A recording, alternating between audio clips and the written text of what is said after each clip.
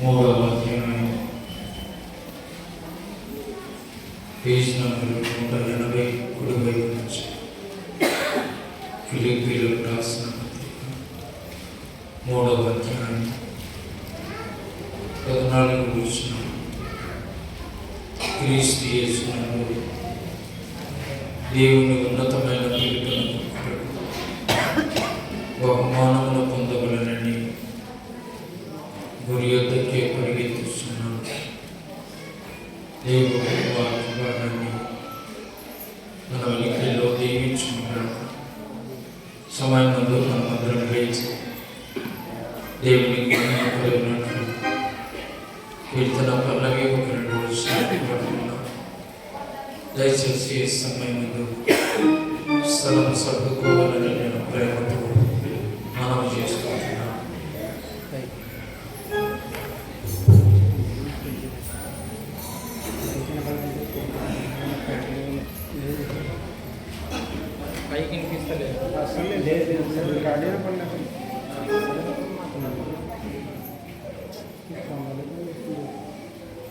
Amen.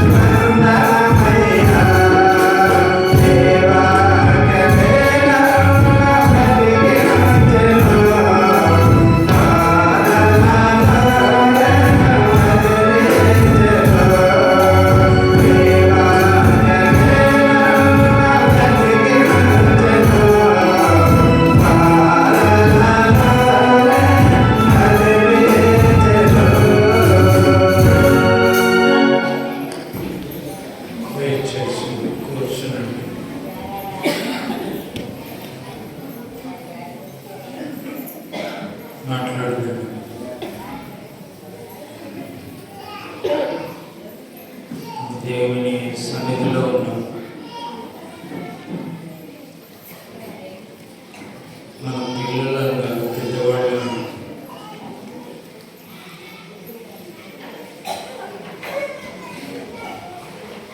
నా మాటలు వినిపిస్తున్నాను.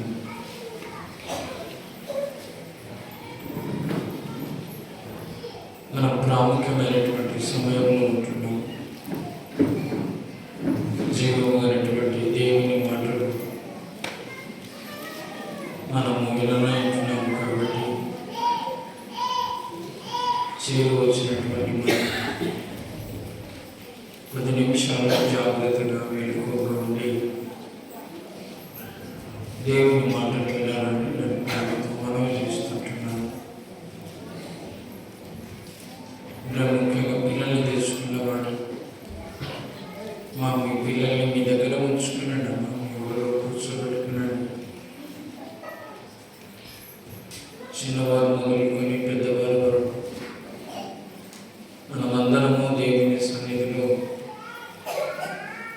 భయభక్తులతో వెలగాల్సినటువంటి వారిని. కాబట్టి ఈ సత్యాన్ని గమనించాలని నేను ప్రేమతో మనవి చేస్తుంటున్నాను. సరే, మంచిది. సమయం ముందు దేవుని సహాయము నడిపింపు నిమిత్తము ప్రార్థన చేసుకున్నాం. తల్లి వచ్చి మోకరించినట్లయితే ప్రార్థన చేసుకున్నాం. మమ్మల్ని ప్రేమిస్తున్నటువంటి మా ప్రియ పరలోకపు తండ్రి, ఈ పరిశుద్ధమైన పాదాలు పొందడానికి ఇంతవరకు మీ కృపలో మీరు మమ్మల్ని భద్రపరుచున్నారు. తండ్రి బట్టి వందనాలు, స్తోత్రాలు. సమయంలో ఈ సన్నిధిలో చేరి మిమ్మల్ని స్తుతించి ఆరాధించడానికి ఉపజోపించిన విధానాన్ని బట్టి వందనాలు, స్తోత్రాలు. ఆరాధన కార్యక్రమంలో మీరు తోడుగా ఉన్నాయి. ఈ నడిపించండి, మీరు మాకు పొందండి. ఇలాంటి అంతరాయాలు, ఆటంకాలు కలగకుండా ఈ సన్నిధిని తోడుగా ఉంచండి. మరి ముఖ్యంగా ఎప్పుడన్నా తండ్రి అపాత్రుడను ఉన్నాయన, బలహీనుడను, జ్ఞానం లేనటువంటి వాడు మీ సన్నిధిలో నిలబడుతుండగా కావలసిన ఆత్మీయ ఆలోచనలను, తలంపులను మీరు నాకు అనుగ్రహించి నా పక్షంలో తండ్రి మీరు మాట్లాడి మీరు మనకు పొందాలని ఆరాధన కార్యక్రమాన్ని మీ బలమైన చేతులకు అప్పగిస్తూ కొద్ది విన్నపములు మా ప్రభును రక్షకుడైనటువంటి యేసు నామమున ప్రార్థిస్తుంటున్నాము తండ్రి. ఆమేన్. సరే, మంచిది. సమయంలో చేయించినటువంటి మనం 10 నిమిషాలు జాగ్రత్తగా మెలకువగా ఉండి దేవుని మాటలు వినాలని నేను ప్రేమతో మనవి చేస్తుంటున్నాను. గత 2-3 వారాల నుంచి ఈ వాక్య భాగాన్ని మనం చదువుకుంటూ దేవుని వాక్యాన్ని ధ్యానిస్తుంటున్నాము. అపోస్తలుడైనటువంటి పౌలు పలికినటువంటి శ్రేష్టమైనటువంటి మాట, క్రీస్తు యేసునందు దేవుని ఉన్నతమైన పిలుపునకు కలుగు బహుమానము పొందవలనని గురు ఈతకి పరిగెత్తుచున్నాను. కాబట్టి క్రైస్తవ జీవితం అనేది ఒక పరుగు పందెం లాంటి. పరుగు పందెంలో గెలుపు ఓటములు ఉంటాయి. అలాగనే మన ఆత్మీయ జీవితంలో కూడా గెలుపు ఓటములు ఉంటాయి అనే సంగతిని మనం గమనించాలని నేను ప్రేమతో మనం చేస్తుంటున్నాను. మన జీవితంలో ఎలాంటి గెలుపు ఓటములు ఉంటాయి అంటే, దేవుడు మనల్ని ఎందుకు పిలిచినాడు, దేని కొరకు దేవుడు మనల్ని వారసులుగా ఉండటానికి పిలిచినాడు, ఆ పరలోకానికి రాజ్యానికి వారసులు కావడం అనేది ఎంత ఎంతో మంచిదైన విషయాన్ని మనం జ్ఞాపకం ఉంచుకోవాలి. మనం దేవుని నమ్ముకున్న తర్వాత, దేవుని అంగీకరించిన తర్వాత, రేపొద్దున పరలోకాన్ని మనం చేరకపోతే నష్టపోయేది ఎవరంటే మనమే. అప్పుడు అవకాశాలు మనకు దొరకమంటే దొరకవు. దేవుడు సహాయం ఇచ్చినప్పుడే మనల్ని మనం సరి చేసుకోవడం అనేది ఎంతో మంచిదైన విషయాన్ని మనం జ్ఞాపకం ఉంచుకోవాలి. కాబట్టి ఎన్ని సంవత్సరాలైంది దేవుని నమ్ముకొని, ఎంత కాలమైంది దేవుని నమ్ముకొని, ఎంత కాలం నుండి మనం దేవుని ఎదురు వస్తున్నాము అనేది ముఖ్యం కాదు. కానీ మనం జీవించిన కొద్ది కాలంలో మనం ఎలా జీవించినాము, ఏ విధంగా జీవించినాము, లేకుంటే ఏ విధంగా భూమి మీద బ్రతికినాము, ఆ బ్రతికిన జీవితాన్ని బట్టి రేపు మనకు ప్రతిఫలాన్ని భరిస్తారంటే దేవుడు ఇస్తాడు. కాబట్టి ఎన్ని సంవత్సరాల నుంచి మనం వస్తున్నాం అనేది ముఖ్యం కాదు. ఎన్ని సంవత్సరాలు అయింది మనం బాప్తిసం తీసుకున్నాము అనేది ముఖ్యం కాదు. మన జీవిత విధానాన్ని ఎవరు కొలుస్తారంటే దేవుడు కొలుస్తాడు. ఆ కొద్ది దినాలు మన ఆయుష్కాలం ఖచ్చితంగా 8 సంవత్సరాలు అని బైబిల్ చెప్పదు. కానీ ఆ బ్రతికినంత కాలం 90 కీర్తనలో 70 సంవత్సరాలు, అధిక బలం ఉన్నాయి కదా 80 సంవత్సరాలు అని వ్రాయబడి ఉంటాయి. 70 సంవత్సరాలు బ్రతుకుతామా ఖచ్చితంగా, లేక 80 సంవత్సరాలు ఖచ్చితంగా బ్రతుకుతామా అని చెప్పడానికి మాత్రం ఆస్కారం లేదు. కాబట్టి మనకు ఎప్పుడు ఏమి సంభవించేది మనకు తెలియదు. మనకు కొంతసేపు కనబడి అంతలో మాయమైపోవు, ఆవిరి వారమే. కాబట్టి మన ఆయుష్ కాలం అనేది చాలా కొద్దిది. ఆ కొద్ది దినాల్లో మనం ఎలా బ్రతికినాము, ఎలా జీవించినాము అనేది చాలా ముఖ్యమైన విషయాన్ని మనం జ్ఞాపకం చేసుకోవాలి. కాబట్టి మన ఆత్మీయ జీవితంలో మనం నడుచుకునేటప్పుడు ఎన్నో ఆటంకాలు ఎదురవుతాయి, ఎన్నో అభ్యంతరాలు ఎదురవుతాయి, ఎన్నో సమస్యల ముందుగా మనము జీవిత యాత్రను కొనసాగించాల్సి వస్తుంది. వాటన్నిటినీ మనం ఏం చేయాలంటే అధిగమించుకుంటూ వెళ్ళడం అనేది చాలా మంచి. కష్టాలు వచ్చినాయి కదా, ఇరుకులు వచ్చినాయి కదా, ఇబ్బందులు వచ్చినాయి కదా అని మనం ఎవరికి దూరం కాకూడదంటే దేవునికి దూరం కాకూడదు. ఇంకొక మాటలు చెప్పాలంటే ఒక స్థిరమైన మనస్సుతో మనం నడవటము, జీవించడం అనేది చాలా మంచిది. యోగు జీవితాన్ని మనం జ్ఞాపకం చేసుకుంటే కష్టాలు రాకముందు, ఇరుకులు రాకముందు, ఇబ్బందులు రాకముందు ఎలాంటి జీవితాన్ని జీవించినాడో చివరి వరకు కూడా అదే జీవితాన్ని ఆ భక్తుడు ఏం చేసినాడంటే జీవించినాడు. కష్టాలు వచ్చినాయి కదా అని ఒక రకంగా జీవించలేము, కష్టాలు లేవు కదా అని ఇంకొక రకంగా జీవించలేదు. ఆయన బ్రతికినంత కాలము ఎట్లా బ్రతికినాడంటే యథార్థంగా బ్రతికినాడు. ఆయన అన్నాడు, మరణము వరకు నేను ఏం వదలనంటే యథార్థతము వదలను.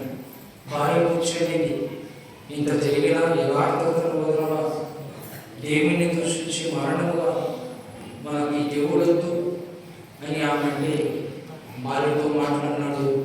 నీవు మూర్ఖురాలు మాట్లాడినట్టుగా మాట్లాడుతున్నావు. ఇప్పుడు మీరే అనుభవించాలన్నా కీడు అనుభవించగదా. కాబట్టి యోగు ఒక స్థిరమైన జీవితాన్ని జీవించగలిగినాడు. అందుకొరకు ఆయన జీవితంలో పోగొట్టుకునే వల్ల మళ్ళీ తిరిగి పొందుకోగలిగినాడు.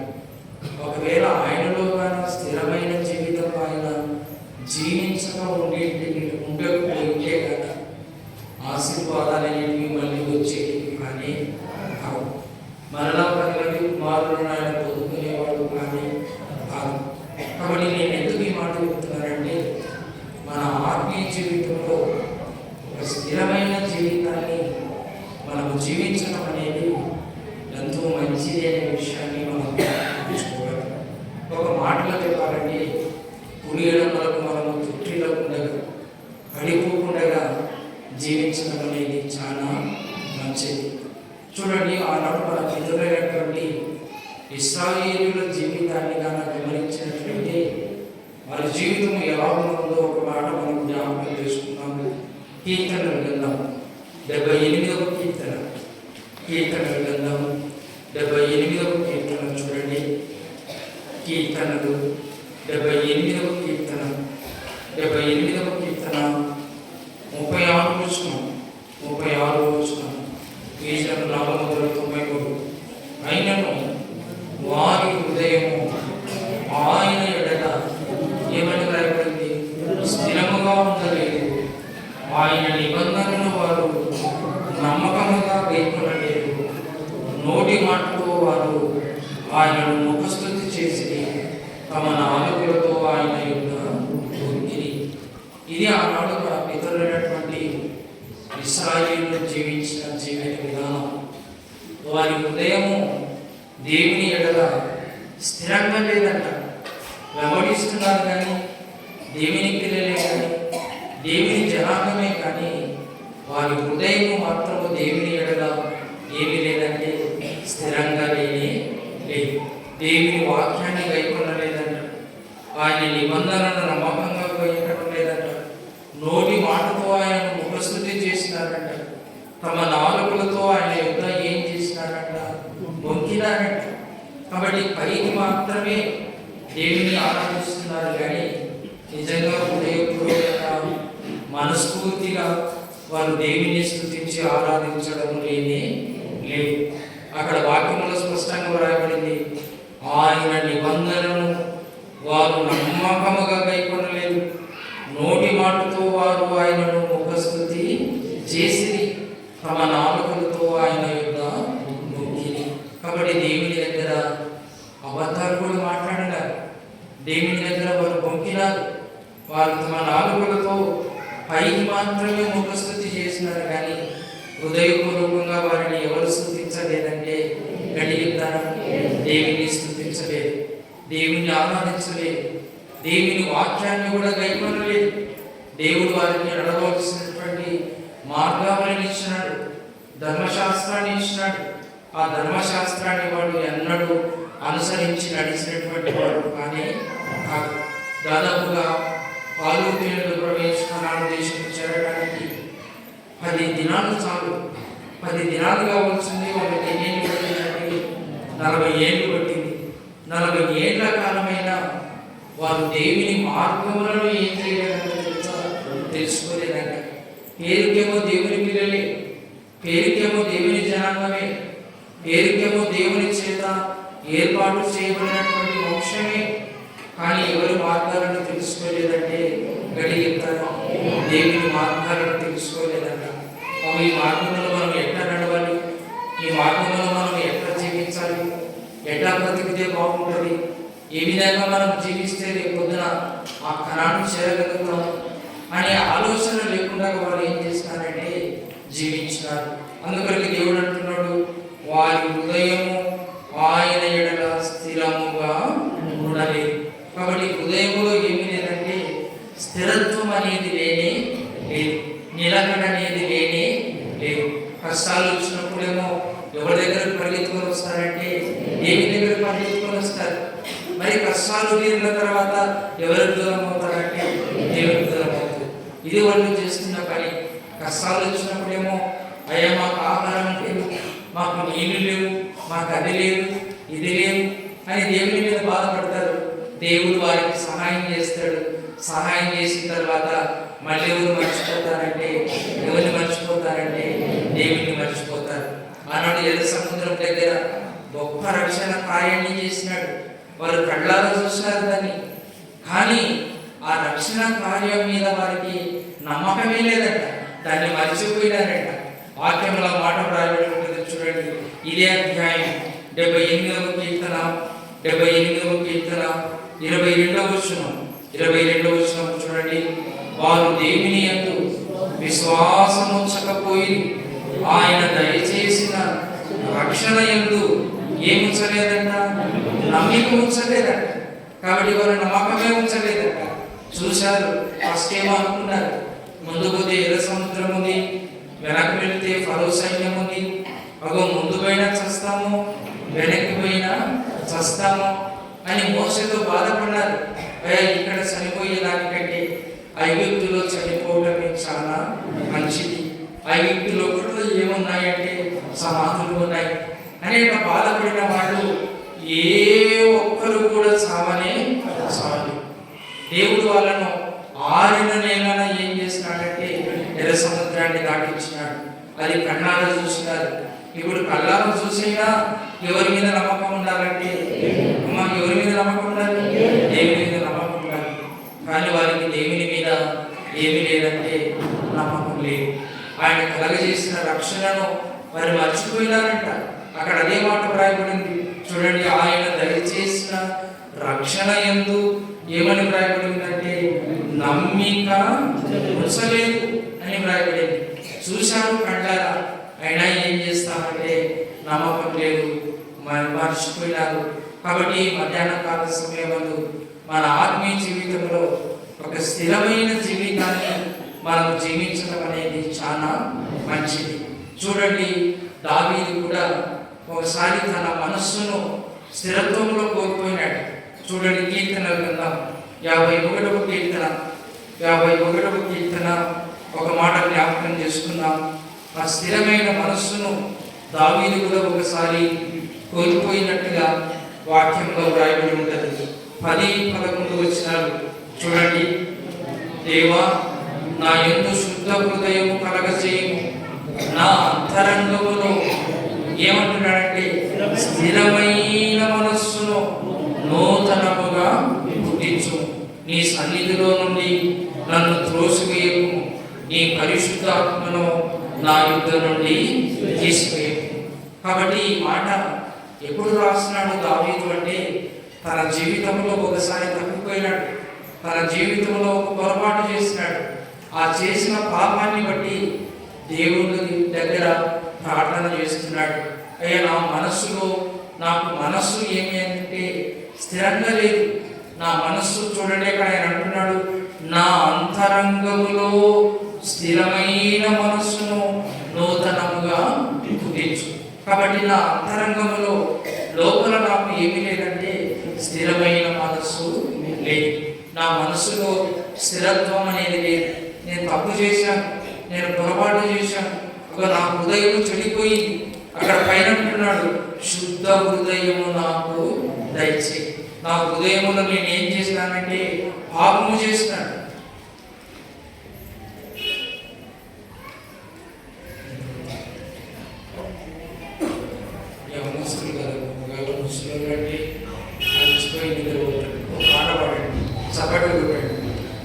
రాజా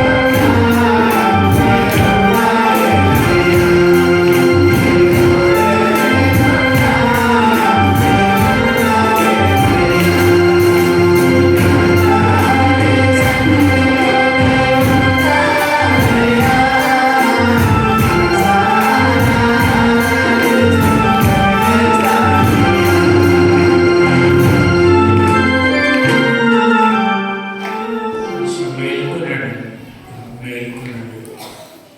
మనము దేవుని మాటలు వినడానికి వచ్చినాం.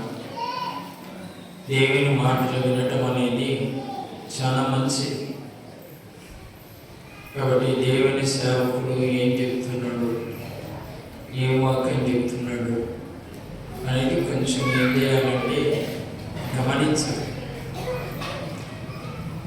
ఆనాడు మన పితరైనటువంటి ఇశ్రాయేలులో కూడా వారి హృదయం దేవుని ఎడల ఏం లేదంటే స్థిరంగా లేని.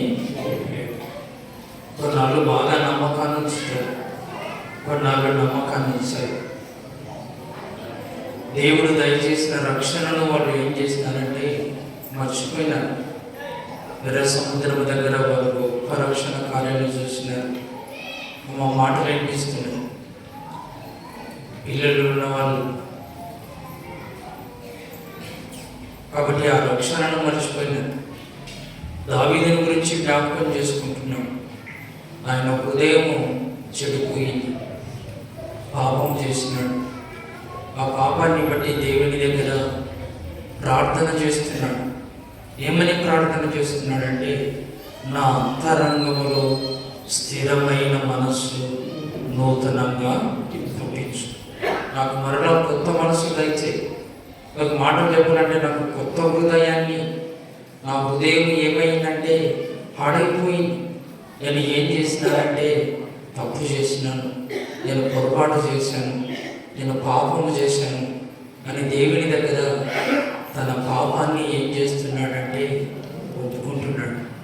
బాగా నా మాట గమనించాడు. కాబట్టి మన విశ్వాస జీవిత యాత్రలో ఒక స్థిరమైన మనస్సును మనం ఏం చేయాలంటే జీవించాలి.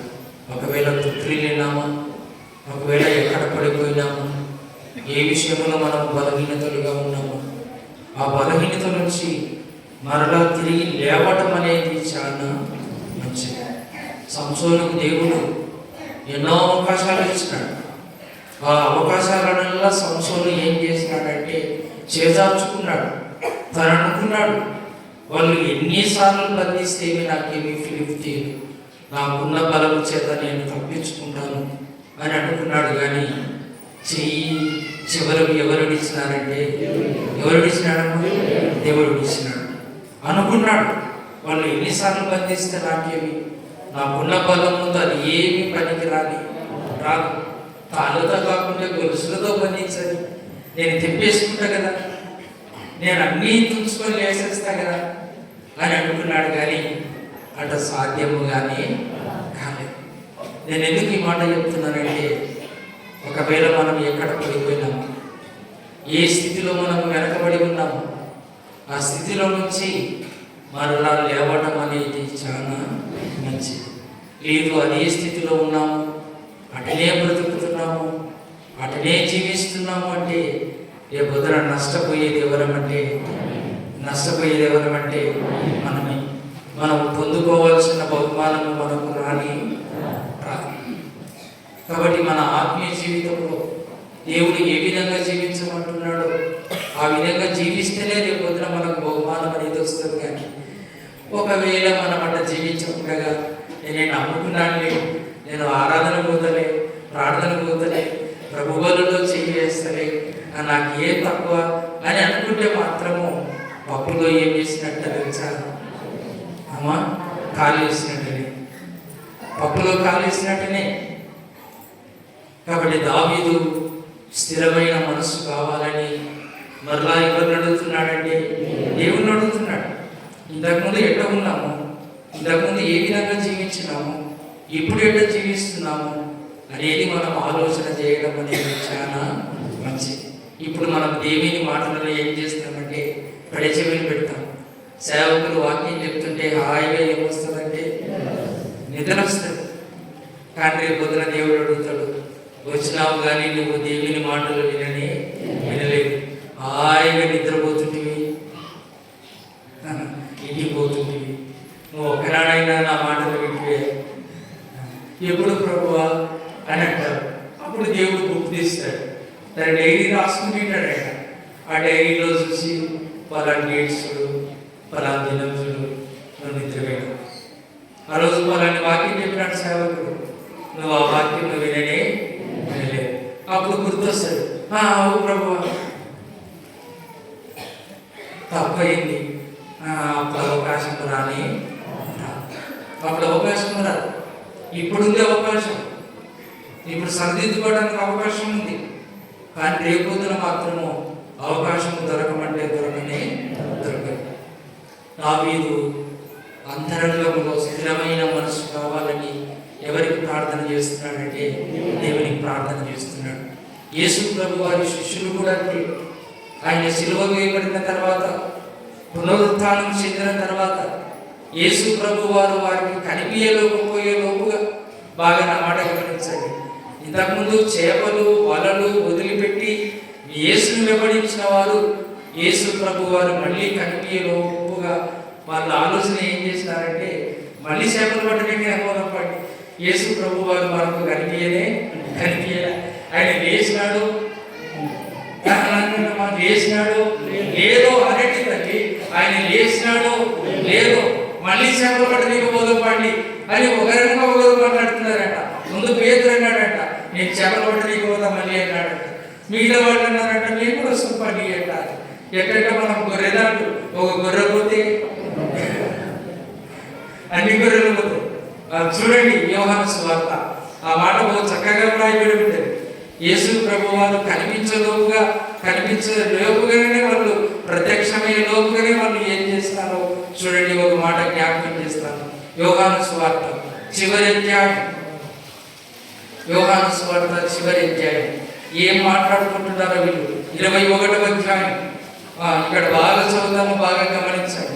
అటు తర్వాత యోహాను సువార్త 21వ అధ్యాయం 1వ వచనం నుంచి, అటు తర్వాత యేసు తిబెరియ సముద్ర తీరమున శిష్యులకు మరలా తన్ను ప్రత్యక్షపరచుకొని, ఆయన తన్ను ప్రత్యక్షపరచుకొనిన విధమేమనగా సీమోను పేతురును, దిద్మానబడిన తోమాయు, గలిలయలోని కానాను ఊరివాడకు నతనయేలును, జెబెదయి కుమారులను, ఆయన శిష్యులలో మరి ఇద్దరును కూడి ఉండి సీమోను పేతురు, నేను చేపలు పట్టబోదునని వారితో అనగా, మేమును నీతో కూడా వచ్చేదము అనేది.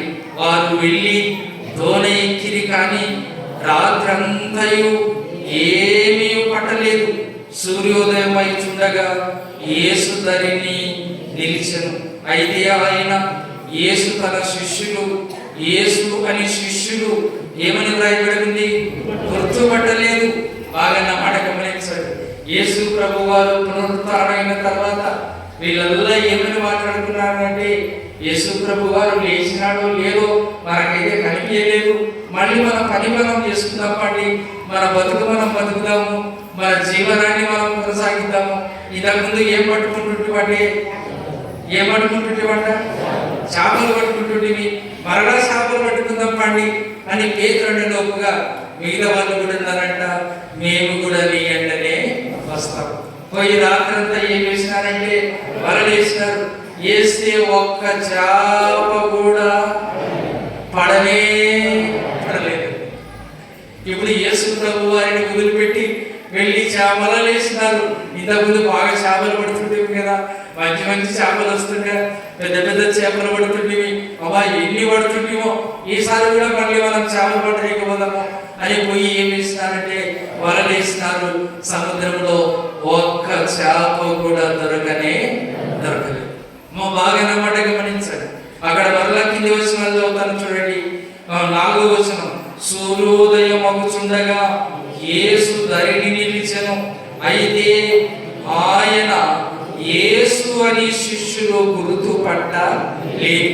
యేసు పిల్లలారా, భోజనములకు మీ యొద్ద ఏమైనా ఉన్నదా అని వారిని అడగగా లేదని వారు ఆయనతో చెప్పిరి. అప్పుడు ఆయన, ధోని కుడి ప్రక్కను వలవేయుడి మీకు దొరుకునని చెప్పిన గనక వారు అలాగు చేయగా చేపలు విస్తారముగా పడినందున వలలాగా లేక పోయి. కాబట్టి యేసు ప్రేమించిన శిష్యుడు ఆయన ప్రభువు సుని అని పేతురుతో చెప్పెను. ఆయన ప్రభువని సీమోను పేతురు విని వస్త్రహీనుడై ఉన్నందున పైబట్ట వేసి సముద్రములో దుమికెను. దరి ఇంచుమించు 800 మూరల దూరం ఉన్నందున తక్కిన శిష్యులు చేపలు గల వలలాగుచు ఆయన చిన్న దోణిలోనే వచ్చిరి. వారు దిగి దరికి రాగానే అక్కడ నిప్పులను, వాటి మీద ఉంచబడిన చేపలను, రొట్టెలు కనబడెను.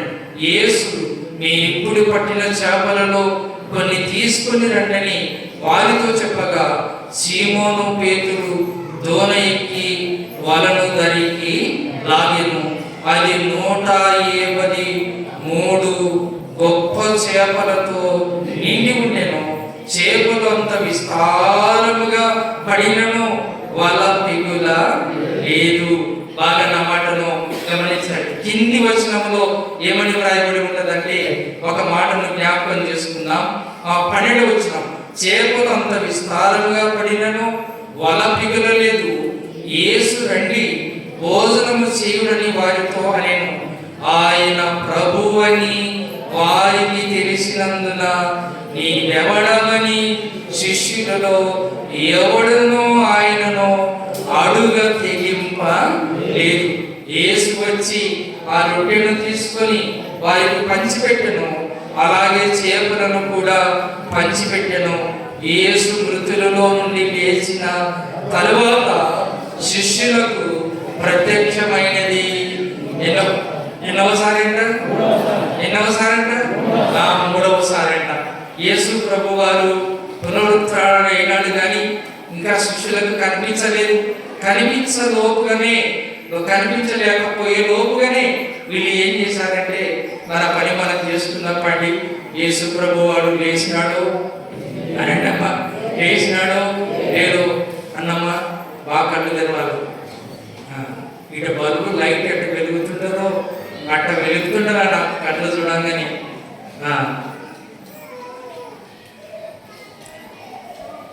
పాపమేమో యేసు ప్రభు వారు కనిపించలేదు అని చేపలు పట్టడానికి వెళ్ళారు కానీ ఒక్క చేప కూడా దొరకలేదు. అప్పుడు యేసు ప్రభు వారు అన్నాడు, మీ వలలు కుడి పక్కన వేయండి. కుడి పక్కన వలలేస్తే 153 పెద్ద చేపలు పడినాయంట. అంత పెద్ద చేపలు పడినా వలలు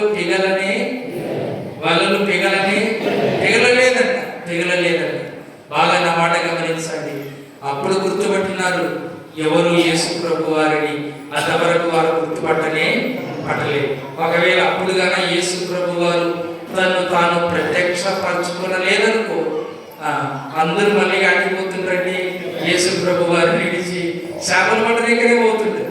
ఒకప్పుడేమో అన్ని వదిలేసి వచ్చిన వాళ్ళే, చేపలు, వలలు, పడవలు, తల్లిదండ్రులను అందరినీ విడిచిపెట్టిన వాళ్ళే. యేసు ప్రభు వారు పునరుత్థానమైన తర్వాత అగుపించని సరికి వీళ్ళు మళ్ళీ ఆకృతికి పోదాం అనుకున్నారంటే పాత బుద్ధికి పోదాం. ఇంతకుముందు మనం ఏం పట్టుకుంటుంటే చేపలు పట్టుకుని బతుకున్నాం, అటనే పోదాం రండి అని ముందు పేదలు ఏమిటికైనా ముందు పేదలు ఫస్ట్ ఉంటాడు. పేదలు చాలా దుడుకు స్వభావం. వాక్యంలో రాయబడింది, యేసు ప్రభు వారిని పట్టుకోవడానికి ఆ రోమన్ సైనికులు వస్తే మనోడికి ఎక్కడలేని కోపం వచ్చిందట. కత్తి తీసి ఒకటి సైనికుని చెవి ఏం చేసినాడంట, తెగనరిగినాడంట. మనోడు చాలా మంది ఉంటాడు అన్నింటిలో. పేదలకు దుడుకు స్వభావం ఎక్కువ అంట. బాగా నమాట గమనించండి. కొంతమంది స్వభావం ఎట్లుంటదంటే చాలా దుడుకుంటది. వెనక ముందు ఆలోచన చెయ్యనే అటువంటి పేదలు. ఇప్పుడు పొలం పడి చేపలు పట్టని గంటల అందరూ పోయి చేపలు పట్టినారు. చేపలు పట్టే ఒక్క చేప కూడా దొరకలేదు. దేవుడు చెప్పిన తర్వాత కుడి పక్కన వేస్తే చేపలు పడ్డాయి. అప్పుడు గుర్తుపట్టారు, ఈయన ఎవరంటే ఈయన యేసు క్రీస్తు. నేను ఎందుకు ఈ మాట చెప్తున్నానంటే, యేసు ప్రభు వారిని వెంబడించిన తర్వాత మరో వెనకడుగు వేయనే. యేసు ప్రభు వారిని వెంబడించిన తర్వాత మరలా వెనకడుగు వేయకూడదు.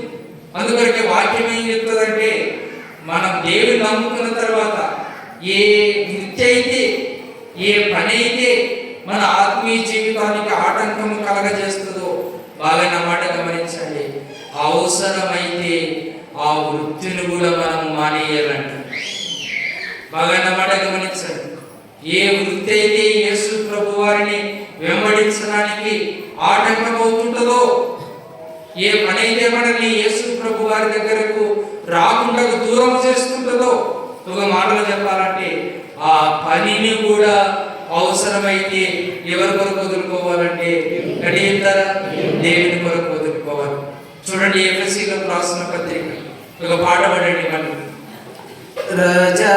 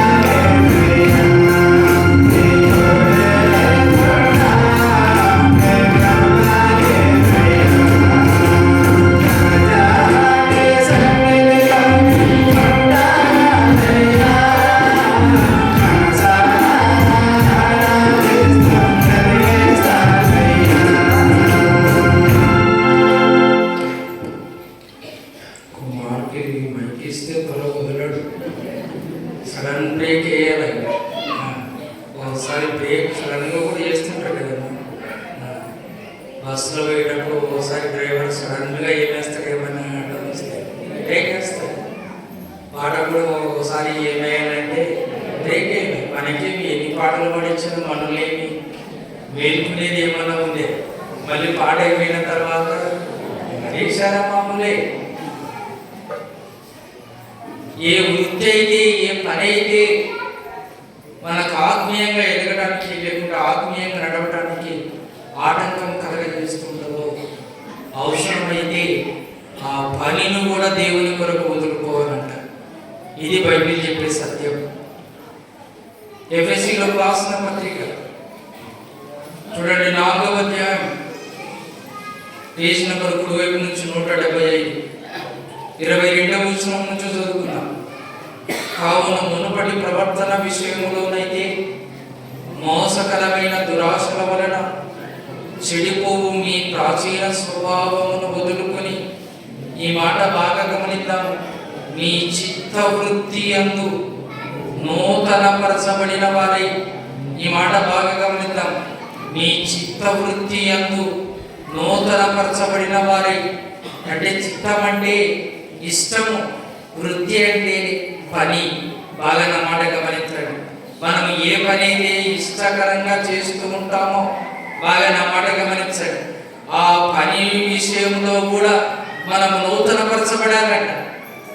బాగా నా మాట గమనించండి.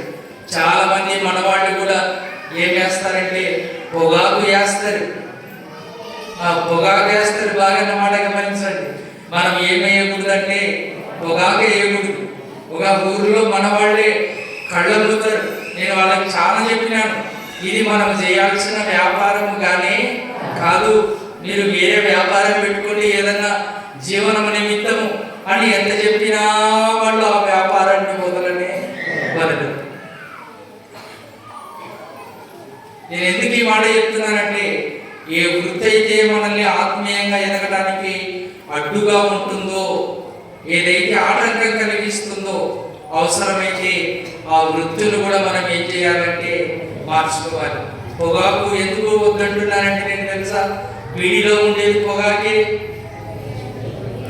తాగేవాళ్ళు చెప్పండి, ఉన్నారు చూడు మనలే ఇంటంటావు అబ్బా, నాకు తెలిసి ఈరోజు వీడి తాగుతారు, జానందరూ ఒక్కడో ఇంటంటే ఇక్కడ బీడీలో ఉండేది పొగాకే, సిగరెట్లో ఉండేది పొగాకే. అంటే బీడీలకు పొగాకు ఎవరు ఉత్పత్తి చేస్తున్నామంటే మనమే పండించి పంపిస్తున్నాం అనమాట. అందుకనికే పొగాకు కూడా మనం వేయకూడదు. ఎవరన్నా వేసింటే కానీ ఇంకోసారి వేయొద్దండి. నేను ఒక కుటుంబానికి అదే చెప్పాను, వేరే ఊర్లో వాళ్ళు కళ్ళమ్ముతారు. నేను చాలా చెప్పాను, మీరు ఈ వ్యాపారం చేయొద్దండి, వేరే వ్యాపారం ఏదైనా చేసుకునండి, కానీ ఈ వ్యాపారం మనం చేయకూడదు. కాబట్టి ఏం చేయాలో ఏం చేయకూడదో అనేది మనం తప్పకుండా ఏం చేయాలంటే తెలుసుకోవాలి. ఇక్కడ వాక్యం అయితే చెప్తుంది, మీ చిత్తవృత్తి యందు మీరు ఏదైతే ఇష్టంగా పని చేస్తుంటారో ఆ పని విషయంలో కూడా మీరు నూతనపరచబడిన వారే అని రాయబడింది. అవనే కాలంలో నేను ఒక సంఘటన చెప్పినాను. జగిత్యాలలో ఒక ఆమె బంకు పెట్టిందంట. బంకు బాగా జరుగుతుందంట. అది ఎప్పుడు జరుగుతుందంట తెలుసా? ఆదివారమే బాగా జరుగుతుందంట. ఫస్ట్ వచ్చేదంట ఇంతకు ముందు, బంకు పెట్టక ముందు అందరికంటే ముందు ప్రార్థన వచ్చేదంట. అందరికంటే ముందు వచ్చి పాటలు పాడేదంట. అందరికంటే ముందు దేవునికి స్తుతులు చెల్లించేదంట. అట్లాంటిది ఆదివారం గిరాకీ పెరిగే లోపుగా చిన్నగా ప్రార్థన మొదలైనాక రావడం మొదలుపెట్టిందంట. కొన్నాళ్ళు పాటలు పాడిన తర్వాత రావడం మొదలుపెట్టిందంట. మరి కొన్నాళ్ళు ప్రార్థన సగమైనాక రావడం మొదలుపెట్టిందంట. మరి కొన్నాళ్ళు లాస్ట్ బండారాధన ఇచ్చేటప్పుడు మొదలుపెట్టిందంట. మరి కొన్నాళ్ళకి లాస్ట్కి ఏం మానేసిందంటే గడియబడి ప్రార్థనకు రావడమే మానేసిందంట. కారణం ఏమంటే వ్యాపారం మందిరానికి రాకుండా ఏం చేస్తుందంటే అడ్డొస్తుంది.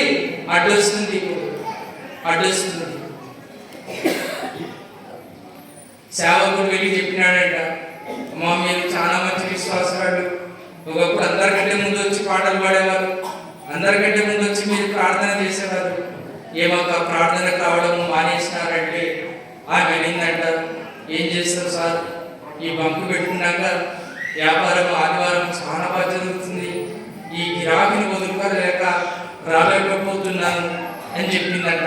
పాపం పాస్టర్ చెప్పి వచ్చినాడు, అటైతే ఎట్టక ఎన్ని పనులున్నా ఎంత ఉన్నా ఆదివారం నాడు మనం ఎక్కడ రావాలంటే అమ్మా ప్రార్థనకు రావాలి అని చెప్పేసి వచ్చినాడు.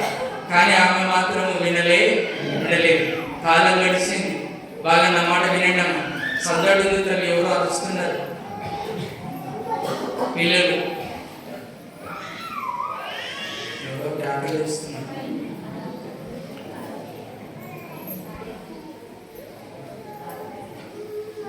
కొంచెం కాలం గడిచిన తర్వాత ఆదివారం బాగా జరిగే బంకు చిన్నగా ఆదివారం జరగకుండా ప్రారంభమైందండి. కొన్నాళ్ళు గడిచింది. లాస్ట్కి 50 రూపాయలు వస్తుందంట. ఇప్పుడు ఆదివారం పగులల్లా తెలిసినా ఎంత వస్తుందంట? 50 రూపాయలు వస్తుందంట. 50 రూపాయల కొరకు ఎన్నాళ్ళని బంకు తెలుస్తుంది. ఏం మూసిందంటే బంకు మూసింది లాస్ట్కి. మరి బంకు మూసి మళ్ళీ ఆధారంటే మళ్ళీ పాత దారికే వచ్చింది. నేను ఇందాక ఎత్తి కదా పేదలు కదా చేపలు పట్టుకుంటా అలవాటు పడినోడు మరి అలవాటుకి పనులాడంటే చేపలు పట్టడానికే వెళ్ళాడు. తిరిగి మందిరానికి వచ్చిందట. అప్పుడు పాస్ అడిగాడట, ఏమక్క ఎట్ట వస్తుంది ఇన్నాళ్ళు దాకా కట్టుబడి ఈరోజు వచ్చినావు కదా అక్క అంటే, ఏం చేస్తావు సార్ ఇన్నాళ్ళు బాగా జరుగుతున్నాయి గిరాకీ ఆదివారం. ఇప్పుడు ఆదివారమే జరగదు సార్, ఆదివారం 50 రూపాయలు జరుగుతుంది. ఎన్నాళ్ళకి తెలుస్తావు ఆదివారం మనకు ఆత పడితేనే కానీ బుద్ధి రానే రాదు. అందుకని మన వృత్తిని కూడా మార్చుకోవాలంట. బాగా నా మాట గమనించండి. ఎవరైనా పొగాకు చేస్తే కానీ పొగాకు దయచేసి చేయొద్దండి. మనమే బీడీలు తాగడానికి సిగరెట్ తాగడానికి ఇండైరెక్ట్గా సహకరించిన వాళ్ళం అవుతాం. బాగా నా మాట గమనించండి. ఒక రకంగా మనం సహకరించిన వాళ్ళం అవుతాం. వాళ్ళకి మనం ఏ వృత్తి చేయాలో ఏ పని చేయాలో తెలుసుకొని చేయడం అనేది చాలా మంచిది. కాబట్టి వాక్యం పెట్టినటువంటి మనము ఒక స్థిరమైన మనసుతో పరిగెత్తడం అనేది చాలా మంచిది. ఇంకొక మాట నేను జ్ఞాపకం చేస్తాను. ఎబ్రీలకు రాసిన పత్రిక 12వ అధ్యాయం. ఎబ్రీలకు రాసిన పత్రిక 12వ అధ్యాయం మొదటి 2 వచనాలు, పేజ్ నెంబర్ 208.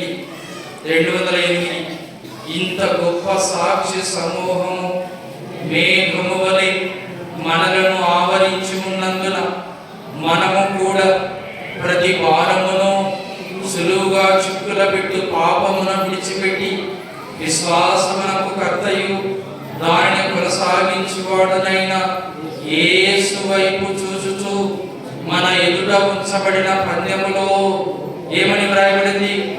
ఓపికతో ఏం చేయాలంట? పరిగెత్తాలంట. మా ఓపిక అనేది చాలా అవసరం మన ఆత్మీయ జీవితంలో. ఆ ఓపిక అనేది మనలో లేకుంటే మనము కష్టాలు వచ్చినప్పుడు సహించలేం, కష్టాలు వచ్చినప్పుడు ఓర్చుకోలేం, కష్టాలు వచ్చినప్పుడు భరించలేం. మనకి ఏమవసరం అంటే ఓపిక అవసరం. పైన ఏమన్నాడంటే ఇంత గొప్ప సాక్షి సమూహము. ఎవరు ఆ సాక్షి సమూహము అంటే 11వ అధ్యాయంలో విశ్వాసులందరూ రాయబడినారు.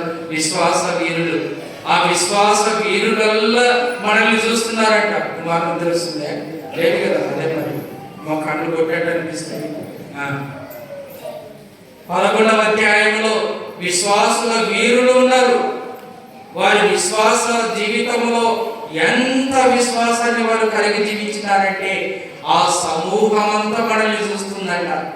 బాగా నా మాట గమనించండి. అబ్రహాము చూస్తున్నాడు, ఇసాకు చూస్తున్నాడు, మోసే చూస్తున్నాడు. ఇంకా ఎంతమంది పేర్లు రాయబడినాయంటే ఈ అధ్యాయమును చెప్పడానికి ఆస్కారం లేనే లేదు. ఇంత గొప్ప సాక్షి సమూహము మనల్ని చూస్తుందంట. మనం ఎట్ట నడుస్తున్నామో, మనం ఎట్ట జీవిస్తున్నామో బాగా నా మాట గమనించండి. మన ఆత్మీయ జీవితంలో ఓపిక అనేది చాలా అవసరం. మన ముందున్నటువంటి పరుగు పందెంలో చాలా ఓపికగా పరిగెత్తాలి. ఆ ఓపిక అనేది లేకుంటే మనము కొన్ని జయించడం అనేది చాలా కష్టం. యోగుకు ఓపిక ఉంది, ఉందా లేదమ్మా? ఉంది, ఓపిక ఉంది. అందువరకే ఓర్చుకున్నాడు. కానీ భార్యకు అంత ఓపిక లేదు. ఆమె చాలా తొందర మనిషి ఉండేటుంది. అదే కదమ్మా, వచ్చేది ఇంత జరిగినా యథార్థతను వదలవా, దేవుని దూషించి మరణముగా. ఒక మాటలు చెప్పాలంటే మనకి దేవుడు వద్దు. కింద ఇంకొక మాట రాయబడి ఉంటుంది చూడండి. 2వ వచనం మధ్య భాగంలోని ఆయన తన ఎదుట ఉంచబడిన ఆనందం కొరకై అవమానమును నిర్లక్ష్యపెట్టి సిలువను సహించి దేవుని సింహాసనం యొక్క కుడి పార్శ్వమున ఆసీనుడై ఉన్నాడు. మీరు అలసట పడకయు మీ ప్రాణములు విసుకకయు ఉండునట్లు పాపాత్ములు తనకు వ్యతిరేకముగా చేసిన తిరస్కారమంతయు ఓర్చుకొనిన ఆయనను ఎవరిని తలంచుకోవాలంట? దేవుని తలంచుకోవాలంట. ఆయనకి ఎంత ఓపికనో పాపాత్ములందరూ తనకు వ్యతిరేకముగా ఎన్ని అవమానాలు చేసినారో, ఎన్ని కుట్రలు కలిగినారో, ఎంత దూషించినారో, ఎన్ని కొరడాలు కొట్టినారో. ఎన్ని కొరడా దెబ్బలంటే ఒకటి తక్కువ 40 కొరడాలు కొట్టినారు, 39 కొరడా దెబ్బలు కొట్టినారు, ఉమ్మిసినారు, హేళన చేసినారు, అవమానపరిచినారు, చూవని గాండ్రించి ఉమ్మించినారు. అవన్నిటిని ఆయన ఓపికతో ఏం చేసినాడంటే గడిగేపడి ఏం చేశాడమ్మా? సహించినాడు. అందుకొరకు ఇక్కడ ఆ మాట రాయబడింది, మీరు అలసట పడకయు. బాగా మాట గమనిద్దాం. మీ ప్రాణములు విసుకకయు ఉండునట్లు పాపాత్ములు తనకు వ్యతిరేకముగా చేసిన తిరస్కారమంతయు ఓర్చుకొనిన ఆయనను తలంచుకోండి. కాబట్టి ఎవరిని తలంచుకోవాలంట? దేవుణ్ణి తలంచుకోవాలంట. ఆయన ఎంత ఓర్చుకున్నాడో. మనకైతే ఓపిక లేని, మనకు ఓపిక లేదు. కొన్నిసార్లు తొందరపడి నిర్ణయాలు తీసుకుంటుంటాం, కొన్నిసార్లు తొందరపడి మాట్లాడుతుంటాం, కొన్నిసార్లు తొందరపడి ఏదో ఒక మాట అంటాం. బాగా నా మాట గమనించండి. తిరస్కారాన్నంతా ఓర్చుకొనిన ఆయనను మనం చూడాలంట. ఆయనని జ్ఞాపకం చేసుకోవాలి. ఆయన బదులు మాట పలకలేదు. ఏమన్నాడంటే మొట్టమొదటి మాట, తండ్రి మీరేమి చేయుచున్నారో ఎరుగరు గనుక వీరిని క్షమించు. కాబట్టి వాళ్ళు ఏం చేసేది వాళ్ళకి తెలియదు. వాళ్ళు దూషిస్తున్నారు, హింసిస్తున్నారు, హేళన చేస్తున్నారు, అవమానపరుస్తున్నారు, గుద్దుతున్నారు, పొడుస్తున్నారు. వీటిలతో దేవుడు అంటున్నాడు, వీరేమి చేసేది వీరికి తెలియదు, వీరిని క్షమించు. ఓపిక, సహించడం. అటైతేనే మనం పరుగు పందెంలో గెలుస్తాం, కానీ లేకుంటే పరిగెత్తలేము. మనకు బహుమానం రానే రాదు. తొందరపడి నోరు జారిన, బాగా నా మాట గమనించండి.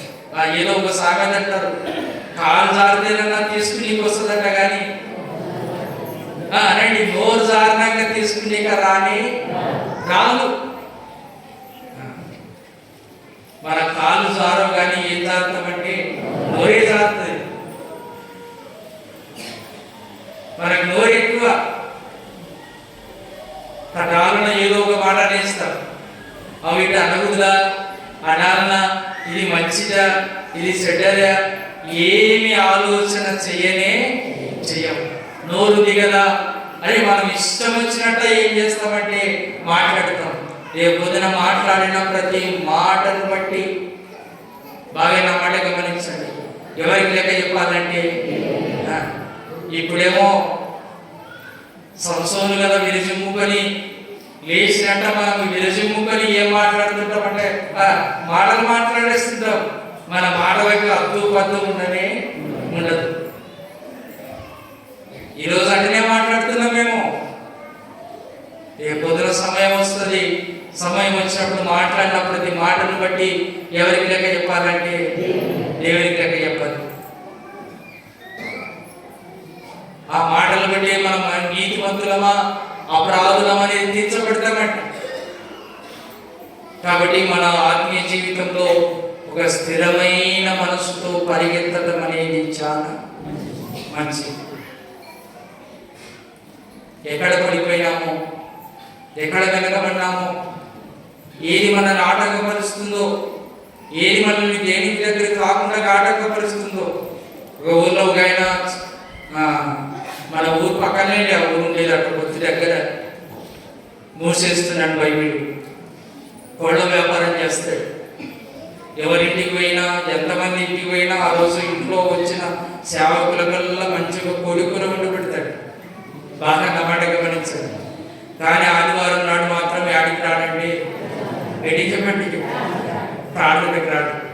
నేను అన్నాను, మా అన్న వచ్చినప్పుడల్లా మాకు మంచిగా కోరి కూడా వండి పెడుతున్నావు, మంచిదే, కానీ ఆదివారం నాడు మాత్రం మీరు ప్రార్థనకు రారన్నా, మీరు మాకు ఎంత మంచి భోజనం పెట్టినా ఏ ప్రయోజనం లేదు.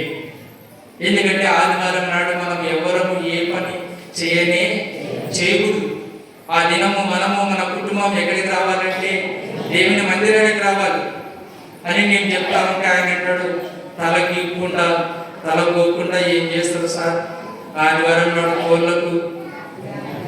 కోళ్ళకు గిరాకీ కదమ్మా, పొద్దున బండ పొద్దున సాయంత్రం కోడి, పొద్దున బండ అర్థమవుతుంది అమ్మ. మనం రెండు పొద్దున బండ సాయంత్రం లోపల ఇది రెండు తింటాము, అది మిస్ కాము ఇది మిస్ కాము. ఎంత సమృద్ధి చూడండి. చాలా మంది అంటే నేను తమాషగా మాట్లాడుతున్నాడు, సీరియస్ కాదు. పొద్దున బండ మీద సాయంకాలం వచ్చే లోపల ఊర్లే ఏమంటే పొద్దునది సాయంకాలం. నేనన్నాను ఎంత మంచి కోళ్ళు గురించి ఆదివారం మీరు ప్రార్థనకు రాకుండా ఏం చేస్తాం సార్, ఆదివారం నాడు కోళ్ళకు గిరాకు వదులుకోలేక ఎక్కడికి రాలేకపోతున్నానంటే దేవునికి రాలేకపోతున్నాను. మందిరం ఇప్పుడు వస్తున్నాడో ఏదో నేను ఇంకా అప్పుడు వెళ్ళడం లేదు. నేను అంతవరకే చెప్పినదే, మీ చిత్తవృత్తి మనము చేసే పని ఏదైతే ఇష్టంగా చేస్తుంటామో ఆ పని కానీ మనకు అడ్డొస్తే కానీ దేవుని పని కొరకు ఆ పనిని మనం ఏం చేయాలంటే వదులుకోవాలి. యేసు ప్రభు వారు మనందరి కొరకు తన ప్రాణాన్ని ఏం చేసినాడమ్మా, వదిలేసుకున్నాడు. మనం దేవుని కొరకు కొందన్నా త్యాగం చేయలేము. నేను చెప్పినాను, శనివారం నాడు ఇచ్చేసేయన్న కోళ్ళు పోయి, శనివారం రాత్రి ఇచ్చేసే కోళ్ళు పోయినంత వరకు అదేమి పాసిపోని ఇప్పుడంతా లేటెస్ట్ వచ్చింది లేదండి.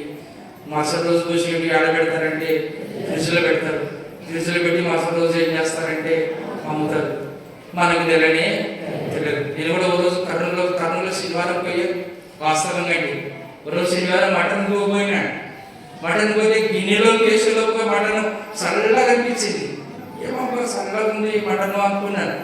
ఏమో లేని పోయి వండినా పాసిపోయింది. ఎట్లా చేసినా ఏమొస్తుందంటే వాసన వస్తుంది కంపల్సరీ. మళ్ళీ మరుసటి రోజు పోయినాడు ఆదివారం. ఏమన్నా నిన్న నాకు మంచి కూర వేసినావు కదా, మంచి వేసి కదా సార్ అంటాడు. లేచు ఫ్రిడ్జ్లో పెట్టి నేను వేసినాను.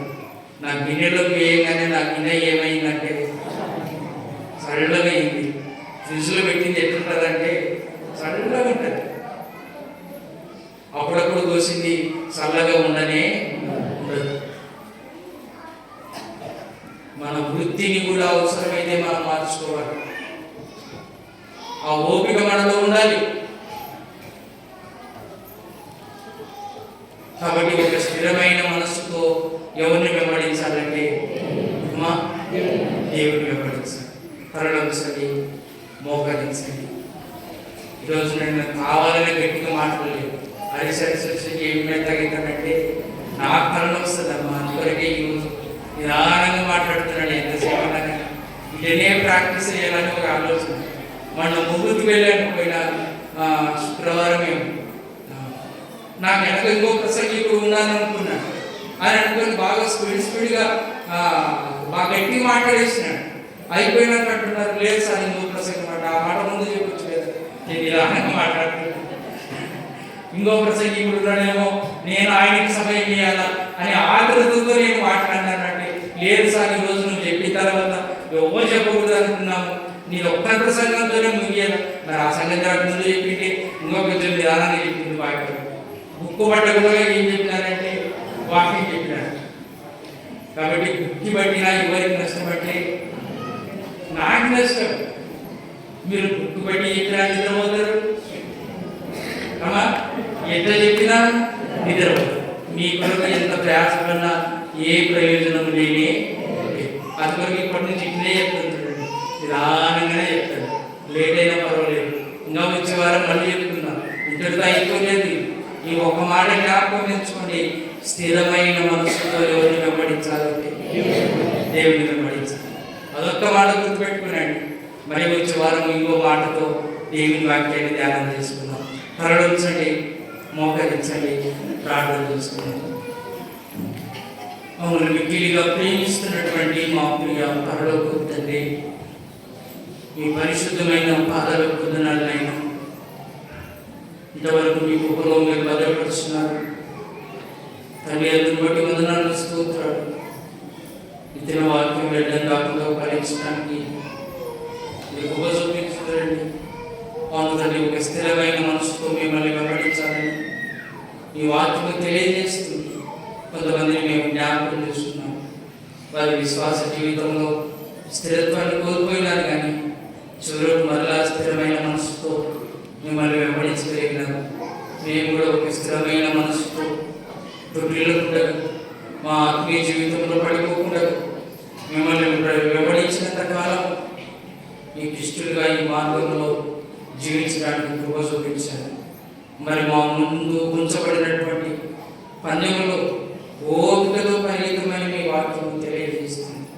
ఓపిక చాలా అవసరమైన మీరు సహించినారు, మీరు ఓర్చుకున్నారు ఆ శ్రమల నుంచి. అలాంటి గుణాన్ని మాకు కూడా మీరు అనుగ్రహించి మీరు మహిమ పొందాలని కొద్ది విన్నపము మా ప్రభువును రక్షకుడైనటువంటి యేసు నామమున ప్రార్థిస్తున్నాము తండ్రి. ఆమేన్.